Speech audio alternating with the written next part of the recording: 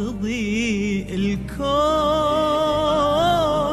ومعك أقرب إلى الله نكون.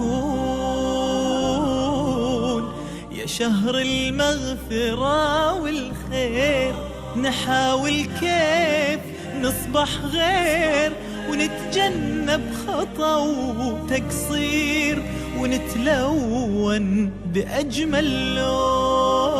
بسم الله الرحمن الرحيم. الحمد لله رب العالمين والعاقبة للمتقين، والصلاة والسلام على سيد الأنبياء والمرسلين. أما بعد، فأعوذ بالله السميع العليم من الشيطان الرجيم. بسم الله الرحمن الرحيم. وَأَتِمُّ الْحَجَّ وَالْعُمْرَةَ لِلَّهِ. پیارے بھائیو، اللہ تبارک تعالیٰ فرماتے ہیں حج اور عمرہ اللہ تعالیٰ کے لیے خاص ہے، اس کو اللہ کے لیے مکمل کیا جائے، اللہ کے لیے پورا کیا جائے۔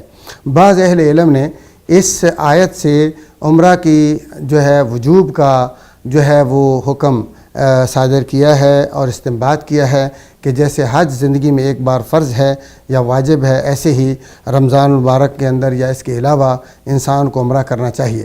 تو پیارے بھائی، عمرے کی بہر صورت بہت بڑی فضیلت ہے، بہت بڑا مقام ہے، کیونکہ رسول اللہ صلی اللہ علیہ وآلہ وسلم نے فرمایا ہے کہ عمرہ الی عمرہ، یعنی ایک عمرے سے دوسرے عمرے تک انسان کے جتنے بھی گناہ ہوتے ہیں اللہ تعالیٰ اس کے سارے کے سارے عمرے کی برکت سے معاف فرما دیتے ہیں۔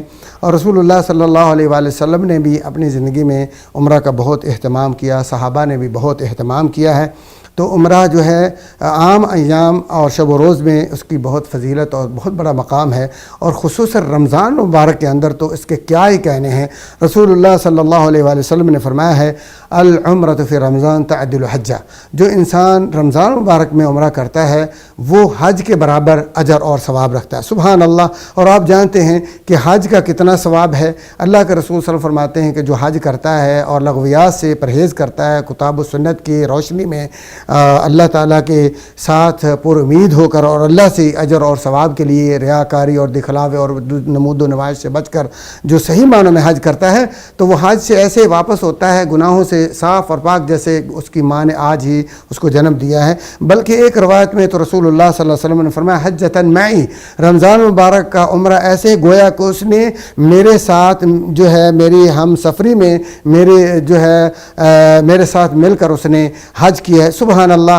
اے عمرہ کرنے والے، اے مسلمان، تمہیں اللہ کے رسول صلی اللہ علیہ وسلم کے ساتھ حج کرنا مبارک ہو۔ یہ رمضان مبارک کا عمرہ ہے، تو یہ ایک فرصت ہے بہت بڑا، یعنی ایک اللہ تعالیٰ کی طرف سے ہمیں سنہرا موقع دیا گیا ہے۔ ہمیں چاہیے کہ رمضان مبارک میں ہر صورت ایک نہ ایک عمرہ کر لیں، اور اس کے لیے جہاں سے بھی ہمیں وقت کی نکالنا پڑے، پیسہ اس کا اہتمام کرنا پڑے، ہمیں ضرور اتنا بڑا اجر اور ثواب اس کو حاصل کرنا چاہیے۔ اور پیارے بھائی، یہ بھی یاد رکھنا چاہیے کہ عمرے کے لیے وہ چیزیں جو انسان اپنے ادھر ادھر سے یعنی معلومات حاصل کرتا ہے، جس کے اندر اللہ کے رسول صلی اللہ علیہ وسلم کی رہنمائی ہے، اس سے پرہیز کرنا چاہیے۔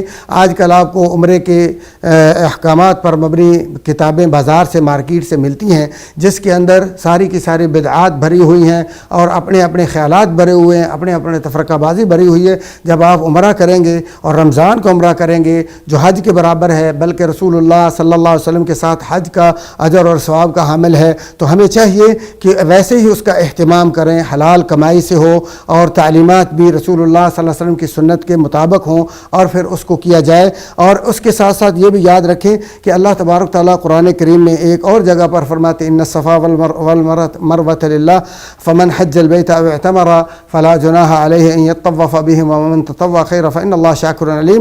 اس آیت میں بھی اللہ تعالیٰ عمرے کا تذکرہ فرماتے ہیں۔ تو پیارے بھائیوں، یہ جو عمرہ ہے رمضان مبارک کا، اس کا بہت بڑا اہتمام کرنا چاہیے، کیونکہ انسان کی زندگی کا پتہ نہیں ہے کہ یہ رمضان آخری ہو۔ اور دوسری جیسے ہم نیکیاں رمضان کی، جیسے قیام اللیل ہے، تراویح ہیں، روزہ ہے، اور اس کے علاوہ باقی جو اللہ تعالیٰ نے ہمیں سنہرے موقع عطا فرمائے، جب ان سے استفادہ کرتے ہیں تو یہ بھی ایک بہت بڑا فائدہ ہے۔ اس سے بھی ہمیں اللہ تعالیٰ سے امید رکھ کر اللہ تعالیٰ کے دربار میں حاضر ہونا چاہیے، وہاں جا کیا کہ انسان اپنے گناہوں سے توبہ کرے. جب انسان لبیک اللہم لبیک پڑھتا ہے وہ شرک سے پاک ہو جاتا ہے. جیسے آپ الفاظ سے شرک سے بیزاری کا اعلان کرتے ہیں پیارے بھائیوں، ایسے ہی آپ نیت سے بھی خالص اللہ تعالیٰ سے جو ہے وہ توبہ کریں کہ یا اللہ میں تیرے دربار میں حاضر ہو رہا ہوں، میں کسی کو تیری عبادت میں شریک نہیں کرتا. کیونکہ اللہ تعالیٰ عبادت چھوٹی ہو یا بڑی ہو جب تک اس میں اخلاص نہیں اللہ قبول نہیں فرماتے. جیسا کہ اللہ تعالیٰ فرماتے وما امروا الا ليعبدوا اللہ مخلصین اللہ الدین. اس لیے عمرے کا رمضان مبارک میں اہتمام کرنا چاہیے. وآخر دعوانا ان الحمد للہ رب العالمین.